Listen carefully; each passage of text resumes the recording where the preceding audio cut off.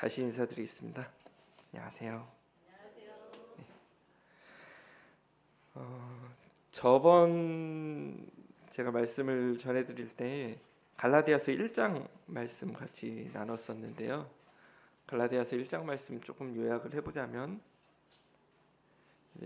사도 바울이 갈라디아 지역에 있는 여러 교회에 보낸 편지입니다. 여러 교회에 있는 성도들에게 그 주된 내용이 유대인인 그리스도인들 중에서 그들 중에 남아있던 유대교의 잔재들이 있어서 이방인들이 믿음으로 의롭다함을 받는다는 것, 그거 외에 믿음에 뭔가를 더해야 된다, 율법과 할례를 더해야 된다 라는 주장에 대해서 이제 강력하게 비판하고, 또 사도 바울의 그 사도의 권위에 대해서 도전하는 것들에 대해서 해명하고 또 변론하는 그런 내용들이라고 말씀을 드렸습니다.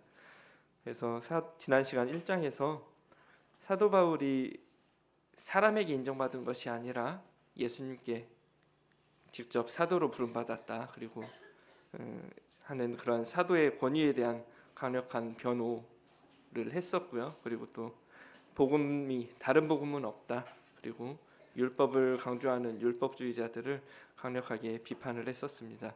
2장 1절부터 이어지는 게 지난 갈라디아서 1장 11절 이후에 이어지는 내용들이 2장까지 이어지게 됩니다.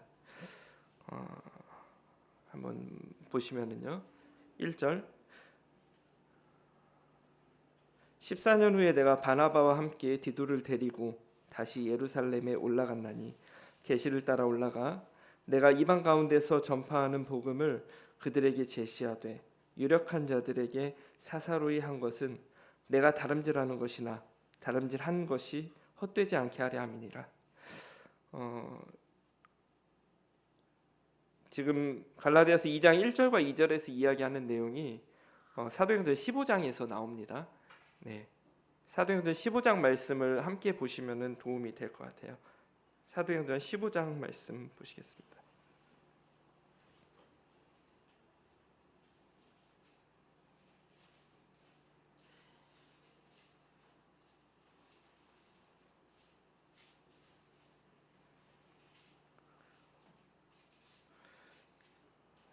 똑같이 1절과 2절입니다. 어떤 사람들이 유대로부터 내려와서 형제들을 가르치되 너희가 모세의 법대로 할례를 받지 아니하면 능히 구원을 받지 못하리라 하니 바울 및 바나바와 그들 사이에 적지 아니한 다툼과 변론이 일어난지라. 형제들이 이 문제에 대하여 바울과 바나바와 그중 및 그 중에 몇 사람을 예루살렘에 있는 사도와 장로들에게 보내기로 작정하니라. 어떤 내용이냐면은, 여기 지금 어떤 사람들이 있는 이 교회가 어디냐면은 안디옥 교회입니다. 14장 후반에 보면은 사도 바울이 이제 바나바와 함께 안디옥 교회에서 여러 해 동안 머물렀다는 말씀이 뒤에 이어지거든요. 이 안디옥 교회에 유대로부터 온 사람들이 내려와서 가르칩니다. 모세의 법대로 할례를 받지 않으면 구원을 받지 못한다고 가르치는데, 이제 사도 바울과 바나바와의 변론이 있었다고 이야기하고 적지 않은 다툼도 있었다고 이야기를 해요. 그래서 이제 이 안디옥 교회에 있는 형제들이 사도 바울과 바나바와 또 몇몇의 형제들을 어디로?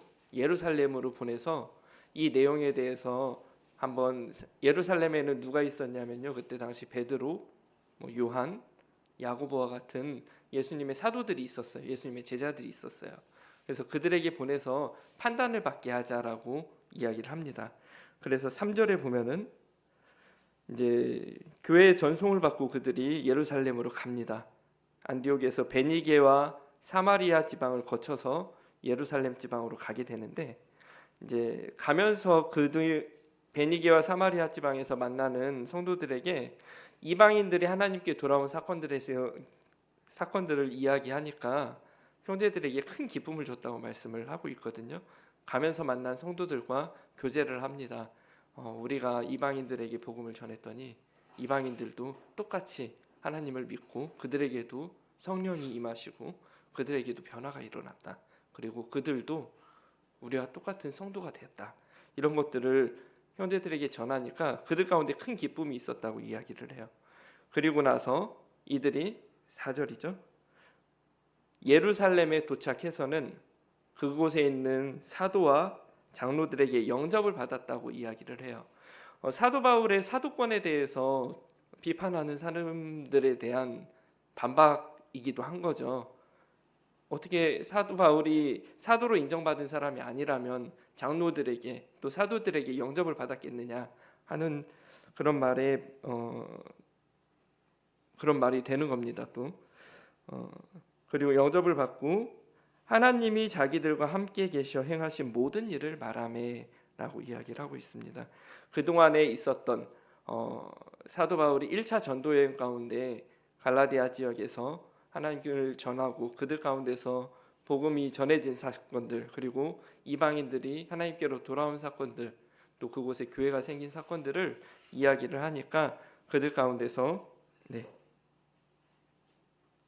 기쁨이 있었습니다. 근데 5절에 나옵니다. 바리새파 중 어떤 믿는 사람들이 일어나 말하되라고 돼 있어요. 유대인들 중에서도 예수님을 믿고 구원받으신 분들이 있었습니다. 분명히 많이 있었어요. 근데 그들 중에 사도 바울처럼 바리새파에 있던 사람들이 있었어요. 그들이 뭐라고 이야기하냐면 이방인에게 할례를 행하고 모세의 율법을 지키라 명하는 것이 마땅하다라고 주장을 합니다. 그래서 6절 사도와 장로들이 이 일을 의논하기 시작합니다. 근데 의논을 그냥 하는 게 아니라 굉장히 많은 변론이 있었던 모양이에요. 많은 변론, 7절에 많은 변론이 있은 후에 이제 베드로가 일어나서 이 내용들을 정리를 합니다. 7절에서 9절, 10절까지 나오는데요.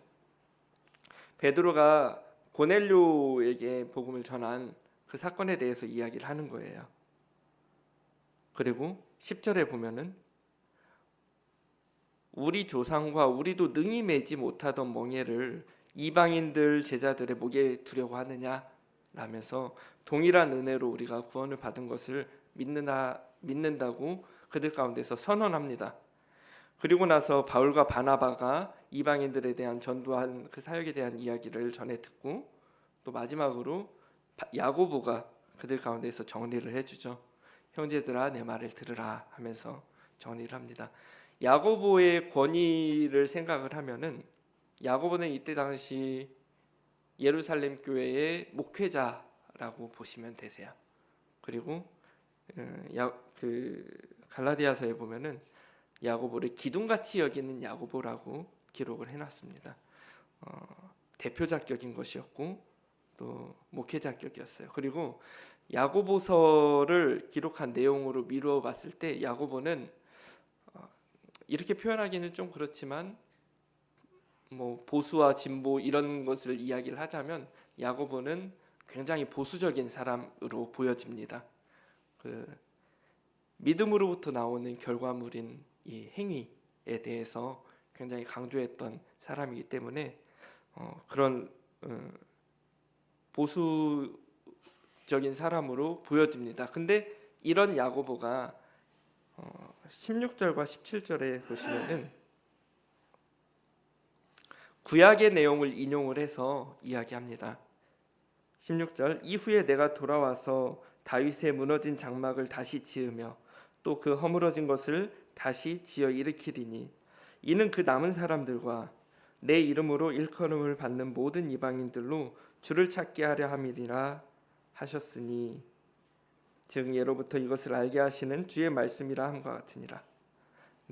그러므로 19절에 이방인 중에서 하나님께로 돌아오게 하는 자를 이방인 중에서 하나님께 돌아온 사람들을 괴롭게 하지 말자라고 이야기합니다. 다만 우상의 더러운 것, 음행, 목매어 죽인 것, 그리고 피를 멀리하라고 편지하는 것이 옳다라고 결론을 내려줍니다.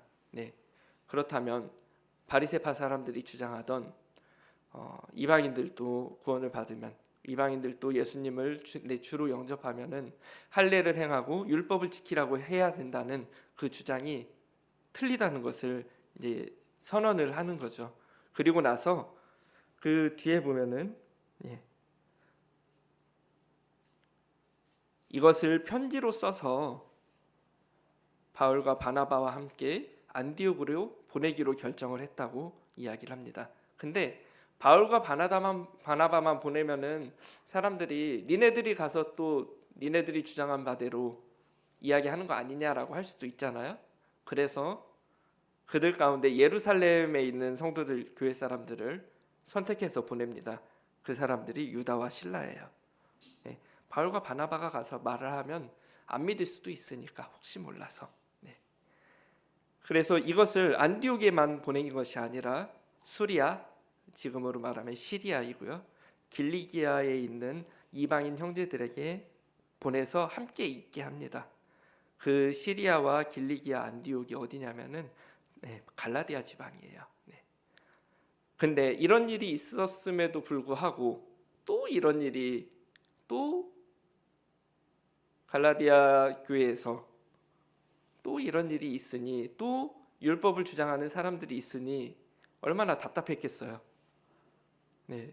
이 예루살렘 공의의 이 사건은 교회사에서 굉장히 중요한 사건이고 마치 종교개혁보다 더 중요한 사건이라고 판단되기도 한답니다. 만약에 이때 믿음으로 의롭게 함을 얻는다는 교리가 정립되지 않았다면 다시 유대교로 돌아가는 사건이 벌어졌을 것이고 기독교가 자리 잡지 못했을 거라는 판단들을 하기도 해요. 갈라디아서로 다시 돌아오겠습니다.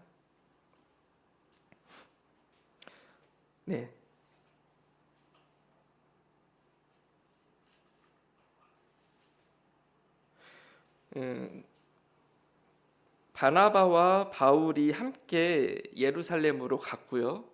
누구를 데리고 갔냐면 디도를 데리고 갔어요. 디도는 바울의 이제 제자격인 거죠. 디도는 헬라인이었습니다. 왜 데리고 갔을까 생각을 해보면 살아있는 증인 아닐까요? 디도가? 헬라인인데 예수님을 구주로 영접하고 기독교로 개종한 사람인 거잖아요. 그런 사람을 대동해서 같이 간 거예요. 근데 사도 바울은 이 디도에게 억지로 할례를 받지 않게 했다고 이야기를 합니다.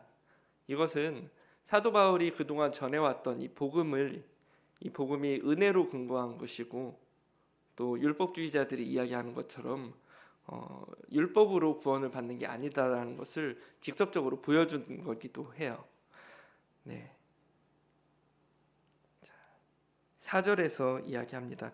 이는 가만히 들어온 거짓 형제들 때문이라. 그들이 가만히 들어온 것은 그리스도 예수 안에서 우리가 가진 자유를 엿보고 우리를 종으로 삼고자 함이로되, 그들에게 우리가 한시도 복종하지 아니하였으니 이는 복음의 진리가 항상 너희 가운데 있게 하려 함이라. 5절입니다. 우리 한시도 복종하지 않았다고 이야기를 합니다. 그 거짓 형제들의 뜻을 조금도 따르지 않았다고 이야기를 해요. 그리고 6절과 7절에서 유력하다고 하는 이들이 내게 의무를 더하여 준 것도 없고, 이건 예루살렘 공의회에서 유력하다고 하는 사람이었다면 누구였을까요? 야고보나 베드로나 요한을 의미하는 겁니다. 그들이 복음에 예수 그리스도를 믿는 믿음 외에 율법이 더해진다고 말한 것도 아니고, 또 오히려 그들은 내가 무할례자들한테, 그러니까 믿지 않는 이방인들에게 복음을 전함을 맡은 것이 베드로가 유대인들에게 복음을 전함을 맡은 것과 같다라고 판단을 한 거고, 8절에 보면은요, 베드로에게 역사하사 그를 할례자의 사도로 삼으신 이가 또한 내게 역사하사 나를 이방인 사도로 삼으셨느니라 라고 이야기를 합니다. 그리고 9절에 나와 바나바에게 친교의 악수를 하였으니, 인정했다는 뜻이죠. 다만 가난한 사람들을 기억해라.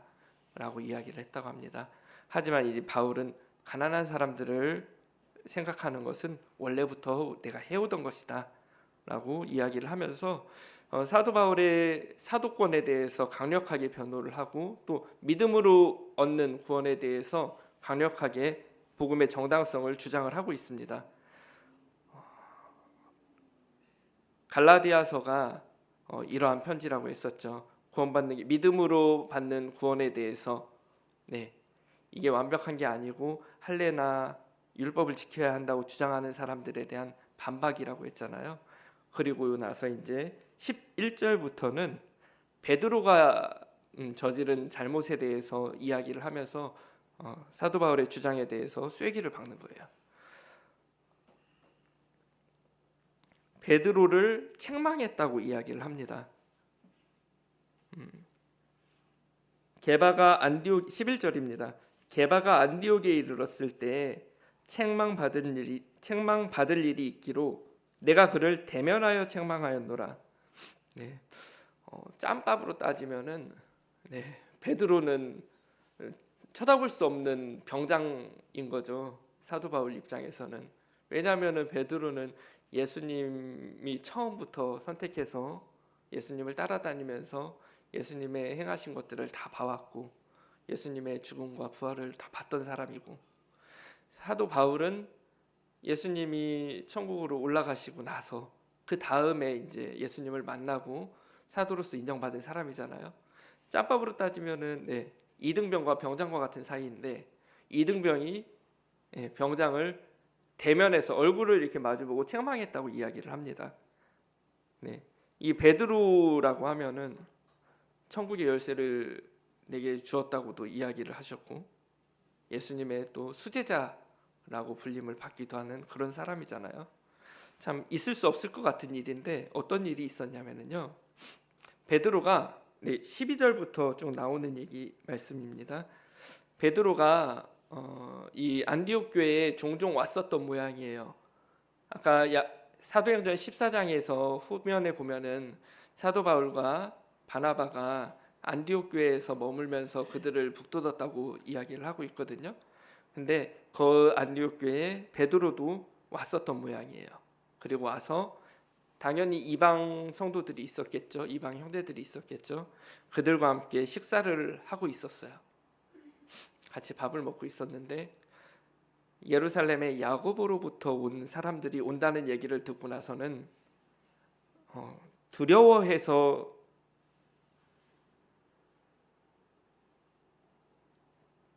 일어났다고 이야기를 하거든요. 12절입니다. 갈라디아서 2장 12절. 야고보에게서 온 어떤 이들이 이르기 전에 게바가 이방인과 함께 먹다가 그들이 오매 그가 할례자들을 두려워하여 떠나 물러가매. 베드로가 할례자들이라고 하면은 야고보에게서 온 유대인이겠죠. 사람들을 뭐가 두려웠을까요? 이 이방인들과 식사하는 것이 율법상에서 허락되지 않은 것이라고 베드로가 생각을 했던 것이에요. 그리고 이방인들과 식사하는 것이 죄라고 여겼던 모양이에요. 레위기에서 보시면은요, 정결한 음식에 대해서 이야기를 합니다. 가려 먹어야 될 것, 뭐 굽이 갈라져서 쪽발이 되어 있는 것, 뭐 새김질하는 것. 근데 낙타와 사바는 되새김질은 하지만 굽이 갈라져 있지 않기 때문에 부정하다고 이야기를 하고, 돼지는 굽이 갈라져 있지만 되새김질하지 않기 때문에 부정하다라고 이야기를 합니다. 그리고 이 부정한 동물들은 먹지 말고 주검, 시체도 만지지 말라고 이야기를 해요. 그리고 뭐 생선에 대해서 이야기하고 뭐 새에 대해서도 이야기하고 많은 걸 이야기를 하거든요. 먹어서는 될 것과 안 될 것에 대해서. 근데 이 이방인들의 식사에는 율법에서 정해져 있는 구분된 음식을 아마도 먹지 않았을 거예요. 그들은 뭐 돼지고기를 먹었을 수도 있고요. 뭐 토끼를 먹었을 수도 있고요. 아마도 이방인들의 식사에서는 율법에서 정해져 있는 구별되어 있는 음식을 먹기가 어려웠을 거예요. 그렇기 때문에 이방인과 같이 식사를 하는 순간 유대인이 율법을 어기는 것이 되는 거죠. 그렇기 때문에 아마도 암묵적으로 이방인과의 식사는 안 된다라고 인식하고 있었던 것 같아요. 그리고 또 유월절을 생각을 해보면은요, 출애굽기 12장에 나오는데요. 이 유대인과 함께 있는 이방인들이 유월절에 참여할 수 있었어요. 조건이 있었죠. 할례를 받으면. 네. 이 할례가 언약의 표시라고 창세기에 말씀하고 있잖아요. 하나님과 언약의 표시인데, 이 하나님과의 언약의 표시가 없는 사람이 유월절에 참여할 수 없었어요. 근데 유월절이 어떻게 끝나나요? 식사로 끝나잖아요. 네. 근데 유월절을 함께 하려면은, 이방인들이 유월절에 함께 하려면은 할례를 해야 했어요. 근데 할례 받지 않은 이 이방인들과 하는 식사는 허용되지 않았던 거죠. 또 에스라서나 느헤미야서나 여러 성경들에서 이방인들과의 혼인, 이방 여인들을 끊어버리라는 말씀이나 이런 것들이 나와 있기 때문에, 특히 에스라서에서는 에스라 9장 1절에서 2절에서는 이방인과의 결혼이 죄라고 명명하고 있습니다. 느헤미야서나 이런 데서 많이 이야기를 하고 있어요. 그랬기 때문에 유대인들의 마음속에는 이방인들과의 식사는 상상하지도 못하는 일이었던 것 같아요. 근데 그 전에 우리 예루살렘 공유회에서 어떻게 하기로 했었나요? 이방인들에게 할례를 받기로 했었나요? 그거 안 하기로 했잖아요. 네. 근데 그렇다면 그들과 식사도 하면 안 됐을까요? 그렇지 않거든요.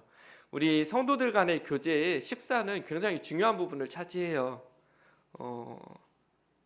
같이 먹는 밥, 같이 먹는 차, 이것이 사람과 사람을 잇는 이 교제의 도구거든요. 사람과 사람을 이어지게 이야기하고, 먹으면서 서로 이야기를 나누게 하고, 교제하게 되는데, 이 이방인과 베드로가 같이 교제하며 식사를 하다가 누가 온다고 하니까 슬쩍 일어나서 나가버리면은 남아있던 이방 사람들은 굉장히 모욕적이었을 거예요, 아마. 그리고 무시당한다는 느낌도 받았을 거고, 굉장히 예의 없다고 생각이 되잖아요, 우리도.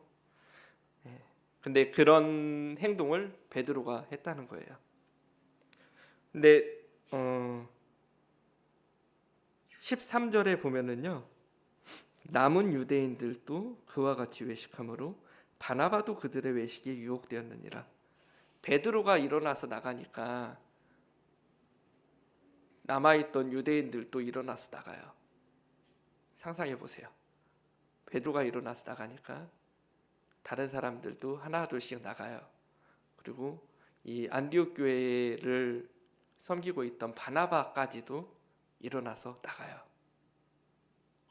그럼 남아있는 사람들은 누가 남아요? 이방인들만 남아있었겠죠. 차별받는 느낌을 굉장히 많이 받았을 거예요. 성도의 사랑이 거기에서 느껴지지 못했을 거예요.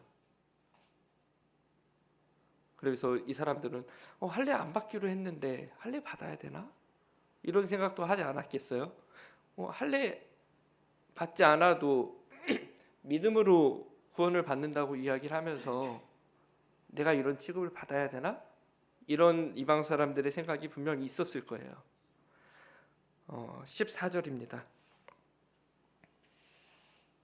그러므로 나는 그들이 복음의 진리를 따라 바르게 행하지 아니함을 보고 모든 자 앞에서 게바에게 이르되 네가 유대인으로서 이방인을 따르고 유대인답게 살지 아니하면서 어찌하여 억지로 이방인을 유대인답게 살게 하려 하느냐 하였노라.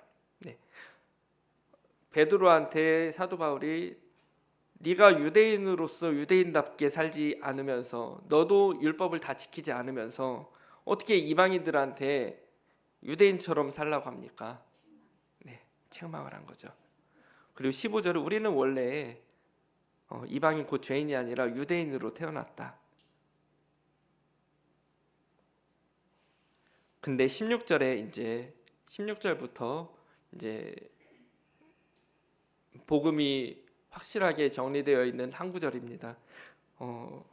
사람이 의롭게 되는 것은 율법의 행위로 말미암음이 아니요 오직 예수 그리스도를 믿음으로 말미암는 줄 알므로 우리도 그리스도 예수를 믿나니 이는 우리가 율법의 행위로서가 아니고 그리스도를 믿음으로써 의롭다함을 얻으려 함이라. 율법의 행위로서 의롭다함을 얻을 육체가 없느니라. 네. 사람이 의롭게 되는 것은 율법의 행위로서 되는 것이 아니다. 사람이 하나님 앞에서 의롭다함이라고 하면은 오를 의자잖아요. 네. 하나님 앞에서 옳다함을 받는 것은 율법의 행위로서 절대로 할 수 없는 거다. 우리 그동안 많이 해봤지 않느냐라고 이야기를 하는 거예요. 이 하나님 앞에서 옳다는 거, 하나님 앞에서 옳다는 건 완벽하다는 걸 또 떠올리게 합니다. 그리고 옳다는 것은 하자가 없다 이런 것도 떠올리게 합니다. 이렇게 하나님 앞에서 옳다고 하는 것은 율법의 행위로서는 되지 않는다. 우리 야고보서 2장 23절에 보면은 아브라함이 하나님을 믿으니 이것을 의로 여기셨다고 하신 말씀이 있어요. 아브라함이 하나님을 믿음으로 의로 여기심을 받았다라고 하는 말씀이 있거든요. 이 의롭다라는 말씀은 하나님 앞에서 조그마한 잘못도 발견하지 못한다. 그런 상태. 만약에 점수를 매긴다면 100점 만점에 100점을 의미하는 거거든요. 그런 사람이 과연 우리 가운데 있느냐? 있을 수 없다. 그러므로 우리가 율법으로 의롭다함을 받을 수 없다. 또 율법을 하나를 어기면은 전부 어긴 것과 같다는 야고보서 말씀을 떠올리게 합니다. 네. 그런데 하나님 앞에서 의롭다함을 얻을 수 있는 방법이 오직 예수 그리스도를 믿는 믿음으로 말미암는다라고 이야기를 합니다. 그리고 이것이 우리가 율법의 행위로서가 아니고 그리스도를 믿음으로써 의롭다함을 얻는다고 이야기를 합니다. 네. 로마서 3장 23절 24절 같이 한번 보겠습니다.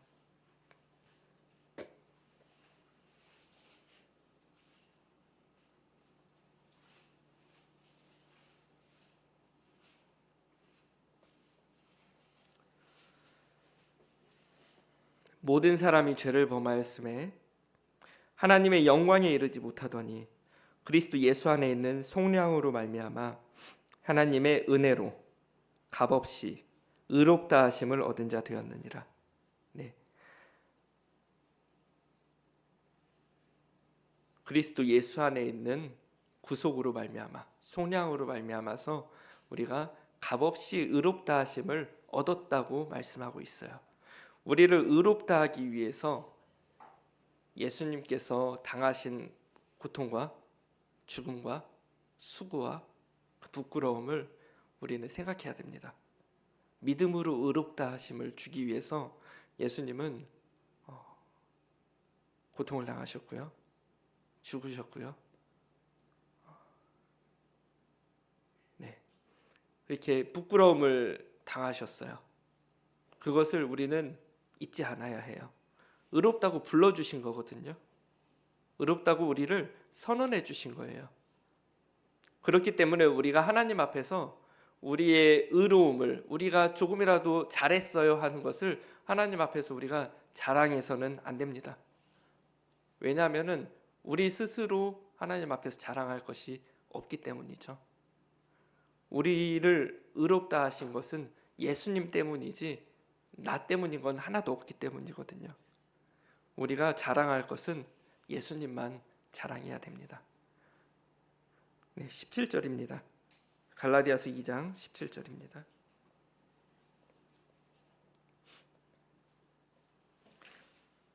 만일 우리가 그리스도 안에서 의롭게 되려 하다가 죄인으로 드러나면 그리스도께서 죄를 짓게 하는 자냐? 결코 그럴 수 없느니라. 18절 만일 내가 헐었던 것을 다시 세우면 내가 나를 범법한 자로 만드는 것이라. 만일 내가 그리스도 안에서 의롭게 되려 하다가 그리스도를 믿음으로써 의롭게 되었다고 하는데 그 가운데서 죄인인 것이 드러나면은 율법이 안 되는 것, 예수님을 믿음으로 의롭다함을 얻었지만 우리가 죄를 지으면 예수님이 의롭다함을 주신 우리가, 의롭다함을 받은 우리가 만약에 죄를 지으면은 예수님이 우리를 죄짓게 하시는 분이냐 하고 오히려 되묻는 거예요. 근데 그럴 수가 있나요? 그럴 수 없습니다. 우리가 우리의 본성은 우리 가운데 죄는 그대로 있기 때문에 의롭다함을 받은 후에도 우리 가운데 죄의 열매가 나타날 수 있어요. 하지만 18절에 있는 것처럼 내가 헐었던 것이라고 하면은 율법으로 의롭게 되는 것을 이야기를 해요.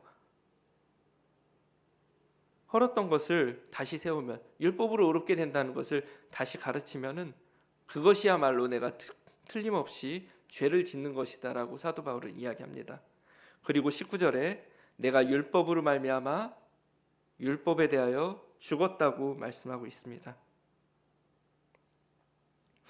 바울은 스스로 나는 율법을 지키는 걸로 하면은 1등이라고 이야기를 했던 사람이에요.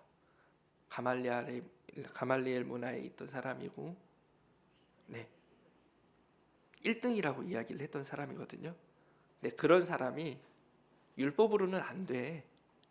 율법으로는 의롭다함을 받을 수 없다는 것을 뼈저리게 느낀 사람이거든요. 그렇기 때문에 이 바울이 내가 율법에 대해서는 죽었다고 이야기를 하는 거예요. 율법에 대해서 죽었다는 말은 율법을 위해 사는 것은 이제 그만뒀다는 것을 이야기합니다. 이것은 왜냐면요, 하나님에 대해서 살기 위해서라고 이야기합니다. 하나님에 대해서 산다라는 말에 대해서 한번 생각을 해봤으면 좋겠어요. 하나님에 대해서 산다는 말이 어떤 걸 의미할까요? 저는 이 말이 하나님을 향해서 산다, 하나님을 바라보면서 산다, 하나님을 섬기면서 산다 라고 이해를 했어요.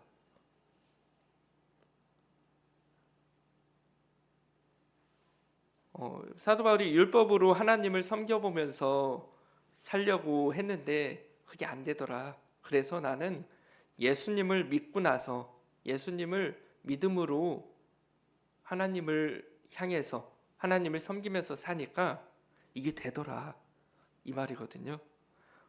하나님을 섬기면서 사는, 하나님을 향해서 사는 우리가 되었으면 좋겠어요. 억지로 하는 게 아니라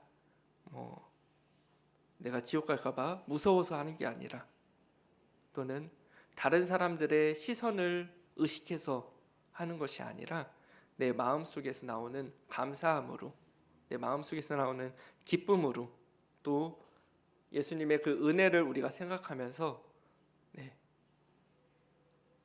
그렇게 하나님을 향해서 하나님을 섬기면서 우리가 살았으면 좋겠어요.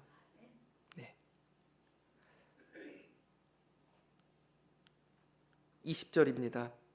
내가 그리스도와 함께 십자가에 못 박혔나니 그런즉 이제는 내가 사는 것이 아니요 오직 내 안에 그리스도께서 사시는 것이라. 이제 내가 육체 가운데 사는 것은 나를 사랑하사 나를 위하여 자기 자신을 버리신 하나님의 아들을 믿는 믿음 안에서 사는 것이라.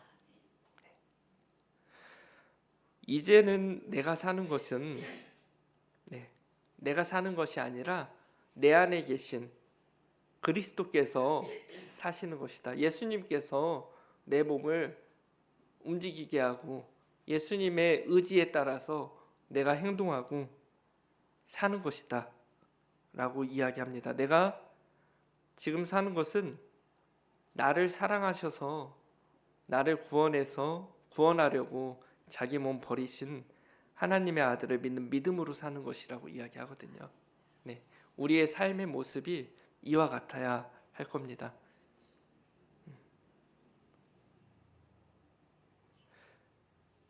마지막 21절입니다. 내가 하나님의 은혜를 패하지 아니하노니 만일 의롭게 되는 것이 율법으로 말미암으면 그리스도께서 헛되이 죽으셨느니라. 네, 말씀 그대로예요. 우리가 하나님의 은혜를 헛되게 하지 않아야 합니다. 만약에 정말로 예수님이 율법으로 의롭게 된다면 예수님이 돌아가신 것은 헛것이거든요. 네, 강력하게 주장을 합니다. 사도 바울이. 이런 사도 바울의 고백처럼 이제 우리가 그리스도와 함께 십자가에 못 박혔고 그리스도와 함께 나의 의지,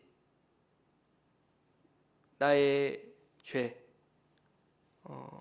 내 마음대로 살고자 하는 이런 마음들이 십자가에 못 박혀서 죽었고 하나님의 아들을 믿는 그 믿음 안에서 사는 것이 진정으로 하나님을 섬기는 그런 삶이 우리 가운데 있기를 원해요. 이 19절과 20절 이 고백이 우리의 고백이 되고 이 삶의 모습이 우리 모두의 삶의 모습이 되었으면 좋겠습니다. 아까도 말씀드렸다시피 억지로 하거나 의무감해하거나 다른 사람의 시선을 의식해서 하는 이런 신앙생활이 아니라 하나님을 섬기는 삶, 하나님을 바라보면서 하나님을 나에게 베풀어 주신 그 사랑과 은혜를 기억하면서 살아가는 그러한 진정으로 우러나는 하나님을 섬기는 삶이 우리 가운데 있기를 원하고요. 또 이러한 것들은 우리가 죄인임을 뼈저리게 느끼고 내가 할 수 없는 것을 하나님께서 해주셨다는 것을 깨달았을 때 이런 것이 내 가운데서 일어날 수 있다고 생각합니다. 우리가 구원받을 때 그 감동을 구원받을 때 그 기억을 잊지 않으시고 떠올렸으면 좋겠어요. 네. 복음을 빙자해서 이제 내 맘대로 살아도 된다라고 하는 이런 복음주의자처럼 사는 것이 아니라 오직 하나님만 바라보시고 우리 신앙의 양심을 속이지 않는 그런 우리 영동국교회 성도님들이 되었으면 좋겠습니다. 네. 이상으로 말씀 마치고 기도 집회 시간으로 이어가도록 하겠습니다.